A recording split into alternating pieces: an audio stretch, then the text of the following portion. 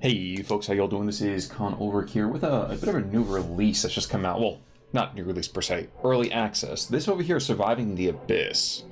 And as I kind of modify a little bit of the audio over here, what is Surviving the Abyss? Surviving the Abyss is sort of a spiritual, let's say, successor to Surviving Mars.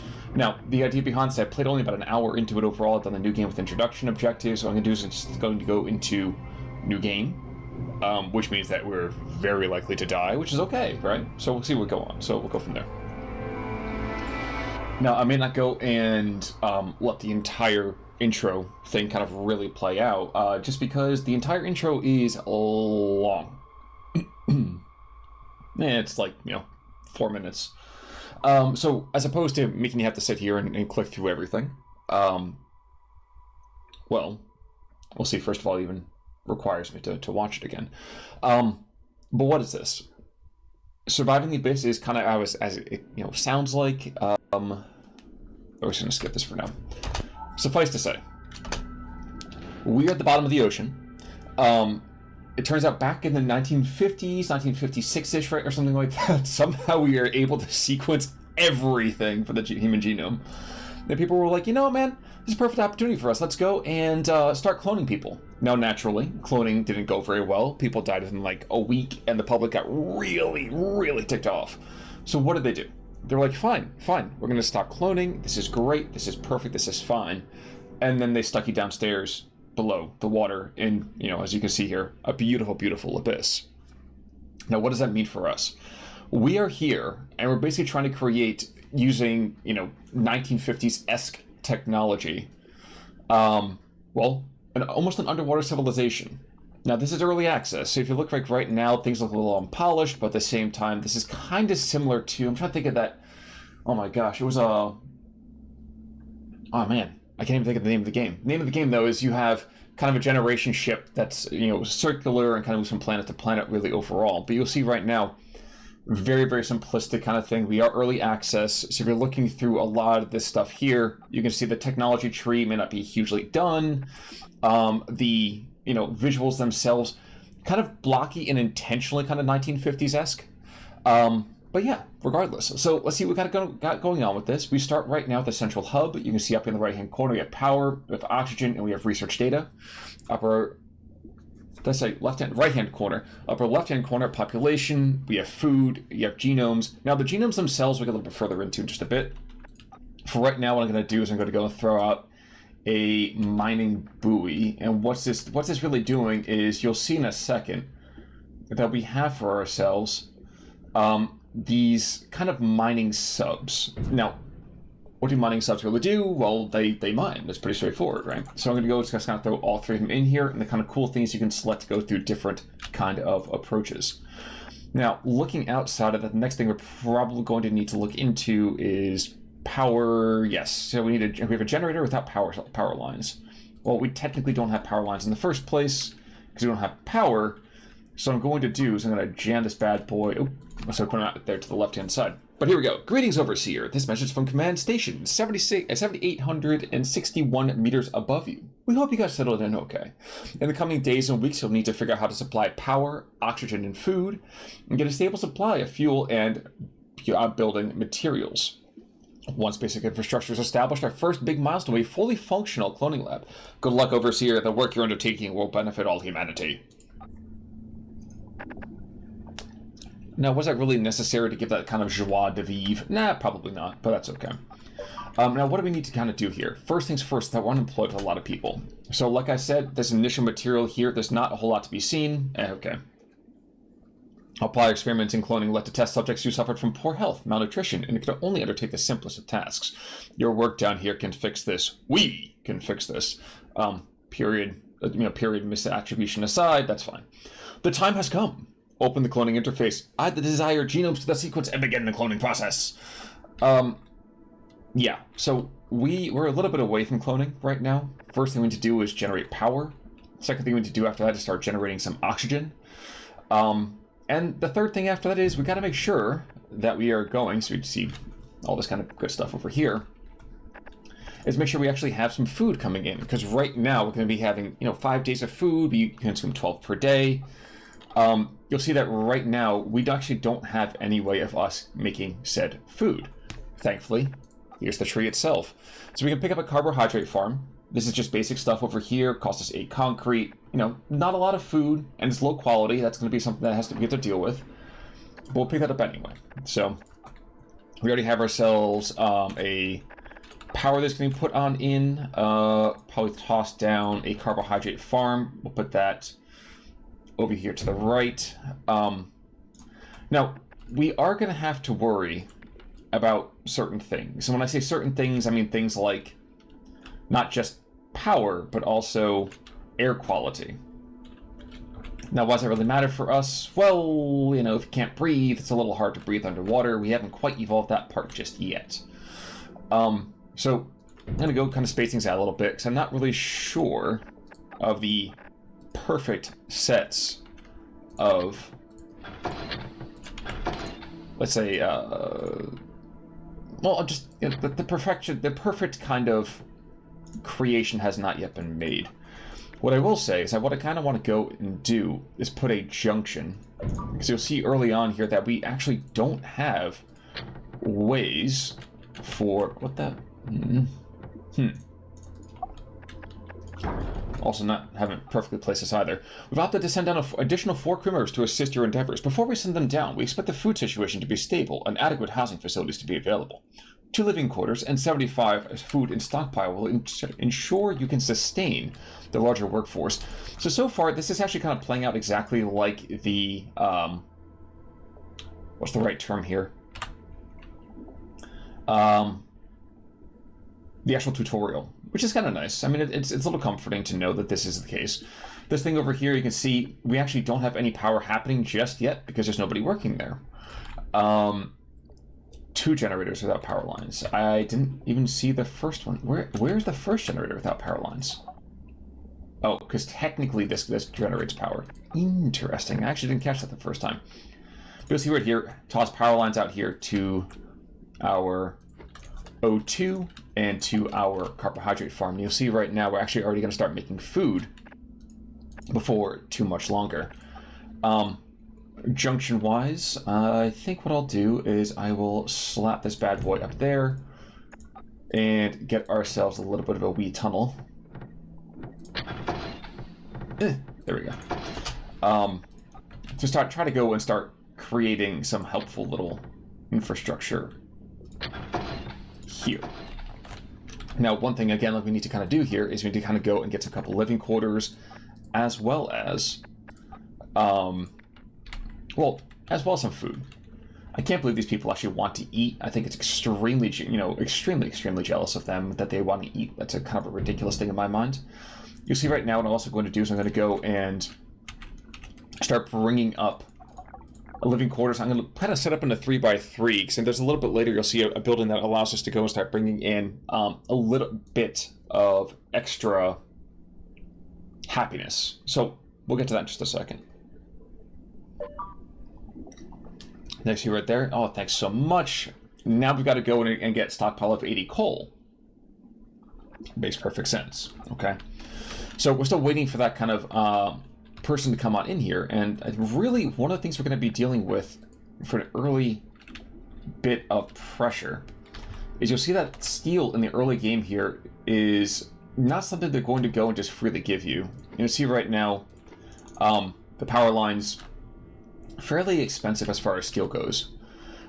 Like I said, I am not going to pretend to be an expert at this game. The game literally just came out a short time ago. Although one thing I will do is I kind of want to put out this sonar tower. Now, sonar tower, as you might suspect, well, it allows you to sense things. Presences I've not felt since, well, quite a bit of time. Power lines going over here, kind of bring that bad boy right underneath. There's one more thing that you might have noticed in this initial piece. You'll see we have stockpiles in this particular setup. Power over here, and life support is pretty standard. Oxygen, carbohydrates, nothing too crazy. Now, one thing you may not have seen is that we have light towers. So we actually can't build anything in the darkness. Surviving the abyss, as you might suspect, that's what we're looking for right here. What that kind of means for us is we need to make sure that we can consistently expand and expand and expand, which means that we need to make sure we get a lot of quartz and a good chunk of steel. Now, as you can see right here, steel doesn't get us a whole lot initially. We'll actually probably have to get iron and then smelt that into steel. Again, a bit of a problem, but, you know, there we are. And finally, actually, I gotta go and expand power. Good. So that's powered. We still have a good chunk of power. We still have a good chunk of oxygen. I am building this sonar tower, so when that goes up, I'll kind of show how that works out. And we'll see right over here, excuse me, we produce 10 food per day, and consuming 12 food per day. So we're probably going to very quickly have to pivot over here and create a secondary carbohydrate farm, which isn't the worst thing in the world. You see right now that I'm actually already coming up to the edge of where I can build. And you can see right now at the same time, too, we're getting low quality food. That's going to cause an issue for us as we move forward. For the moment, we're kind of okay-ish. But it's day 3. We have stockpiled a bunch of food. So 6 more people have arrived, which is fantastic. The one thing before we get a little bit further here as well, that same game, this name that escapes me, the Ark ship game, you have crew relation. Now, as you might suspect, you're going to go and get events over here on this main hub. The main hub itself, other than just kind of producing material, does give us vague amounts of actually getting crew, but also, you know, it's going to give us little events that occur, which is a nice kind of positive thing for us. As you can see right now, I can't open the cloning menu, as I said, the clothing menu, but I do have a lot of people that are actually not going to go and be, they're not being employed currently. Now, one thing I do want to check. Basic research lab. So it's going to take a lot of power and a fair amount of oxygen, but, and this is quite important, it does allow us to get a lot more research fairly quickly. And that's going to be kind of important for us, especially as we start to expand further and further. Now, you'll see right now, we actually don't have a ton of unlinkages, let's call it. And kind of what I want to do is I want to keep this more or less pretty compact, just because I'm not really a person who really likes wasting space in these things, even though it's probably a little bit less than perfectly nuanced, or perfectly kind of distributed. But for the moment, that'll be fine there.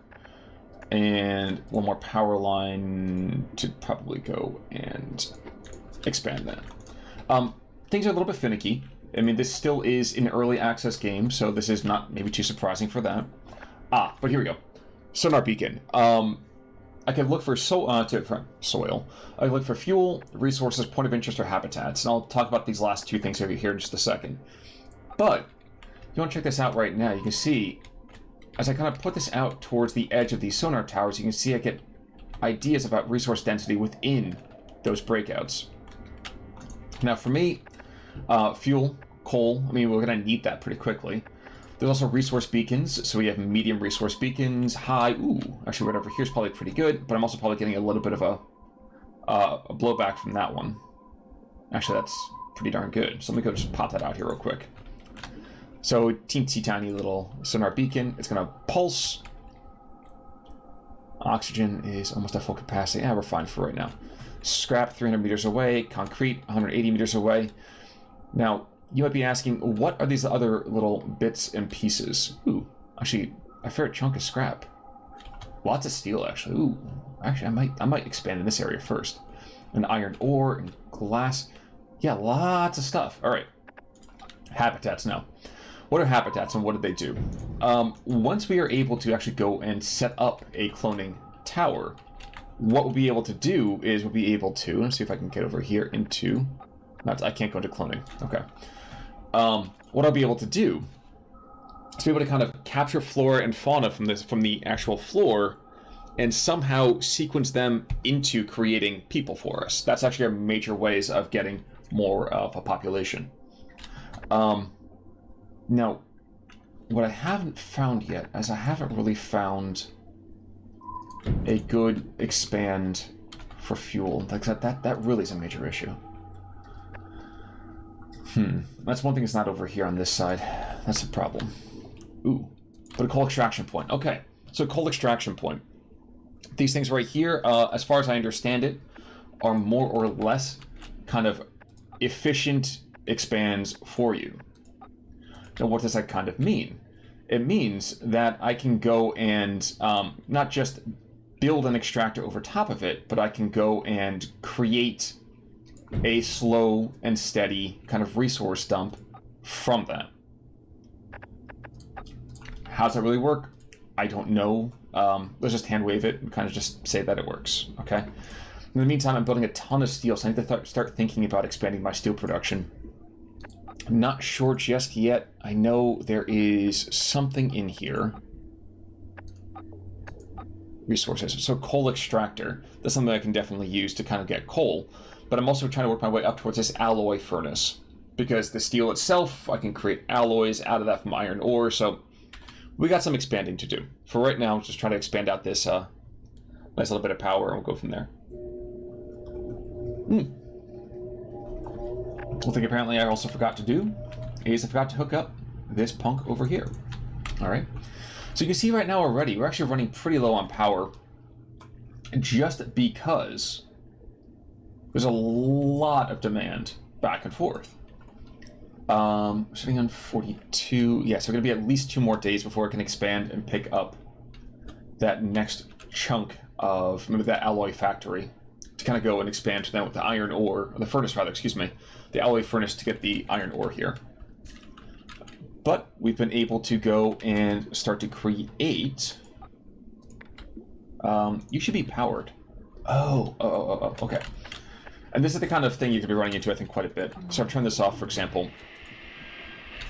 I'm not going to research any longer, but now I get to see. You can see right now, for one, a sea mine.